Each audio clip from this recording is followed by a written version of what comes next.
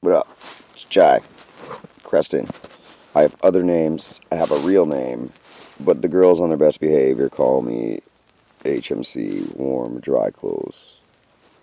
So, I just thought I'd try to make a quick video right now, see if I can jarble some stuff out that makes some sense.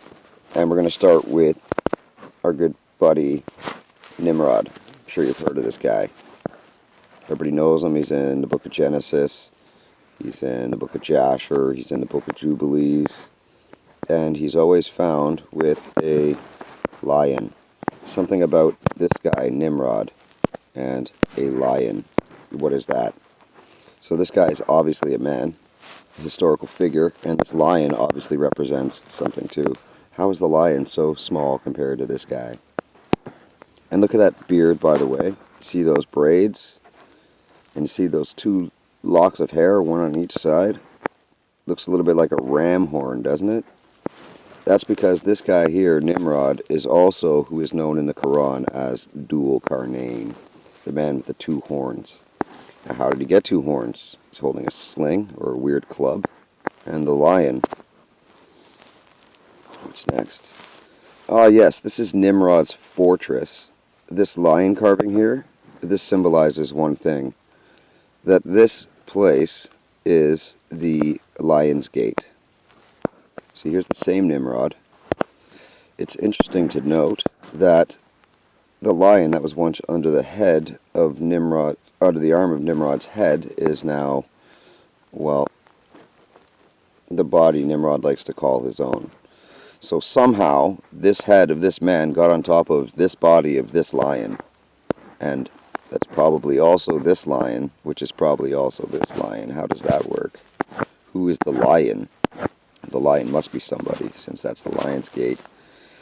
Here's more carvings of Nimrod. See, he destroyed the lion. We know that's important. And here's more of him taking pressure from the lion. And more killing of the lion. So the lion is certainly a people. And that is related to this Lion's Gate. Because this Lion's Gate is in the fortress of Nimrod. And the fortress of Nimrod is in the land of, that's on Mount Hermon, which is in Israel towards the northwest. This wall is the very white wall that was designed by Dhul-qarnayn to keep out the people of Gog and Magog. Gog and Magog are on the other side of this wall, which is essentially, we'll just say essentially, the Soviet Union. Now, more of Nimrod with the lion. Japheth is that lion. And you say, how do we know Japheth is that lion? Because Nimrod became a great figure by, as a matter of fact, taking slaves of Japheth and having them, with their technology, build all kinds of things for Nimrod. I think this is an interesting photo. Makes me laugh, because that's about right. I mean, that's how it works. It's not the color of your skin, it's the shape of your skull. Not that that matters either. So the Tower of Babel was supposed to be somewhere around 7,000 feet high. That's a small mountain. See, and the construction of this, which is, there's nothing like it found anywhere else in that part of the world from before this time. It seems to me that this is the foundational technology of it. And you say, look at this. All these stones fallen down. Ugh, how could that be?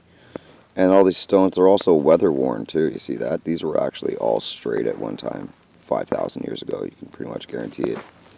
Same with all these stones. These were all smooth-cut, squared, rectangle stones. And over 4,000 or 5,000 years, they've come like this. See, but this is what you see all over Europe before Nimrod.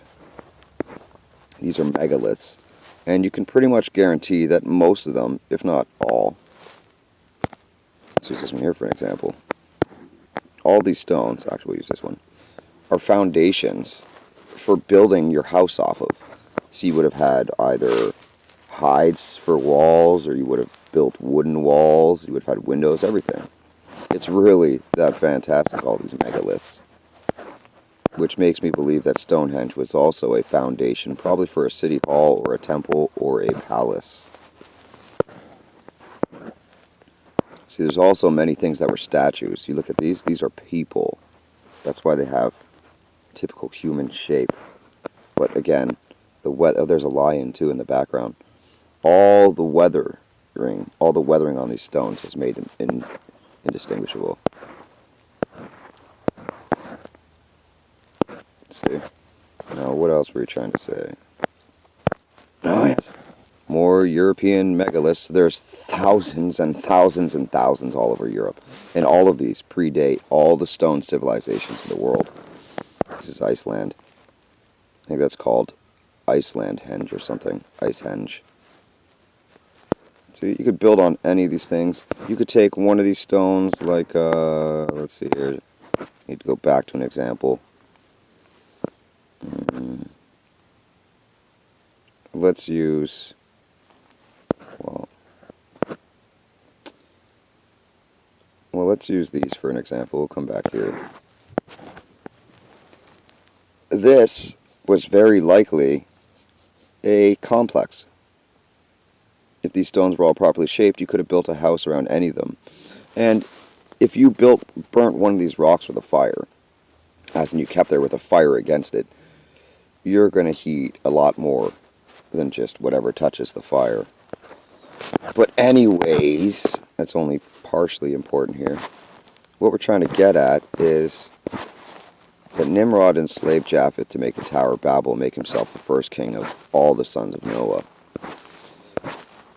But why? Because this gorgeous thing has a lot of good DNA. That's right. Neanderthal, look at that. Oh, hallelujah. Nimrod enslaved Japheth, who was Cro-Magnon at the time. So this is what happens when Neanderthal man mixed with human. I think the fairest example would be something like that. And these men were great builders and yada yada yada. Here's just a photo of Neanderthal man, and I suppose that would be a Homo sapien woman, which would make Cro-Magnon.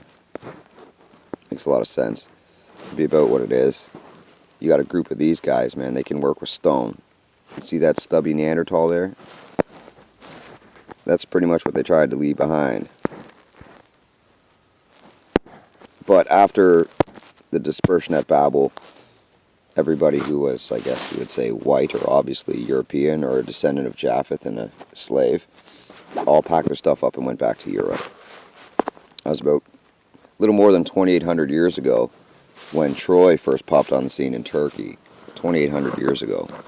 And it wasn't long after that that there was the battle between Troy and Rome, where Rome took all the false gods of Troy back to Rome, and, well, Rome fell. This is how it goes. False gods do nothing for you. This was a sheer act of jealousy, because my supposition is that, well, Japheth was Atlantis. You could call Japheth himself Poseidon, and you could call, well, here we go. This is the work of Poseidon versus Zeus and Hades. Hades, Nimrod, Dhul-qarnayn, same person. Zeus, everybody knows Zeus is the guy who tried to steal the lightning from Poseidon, because, very simply, lightning is a product of water and not the stars.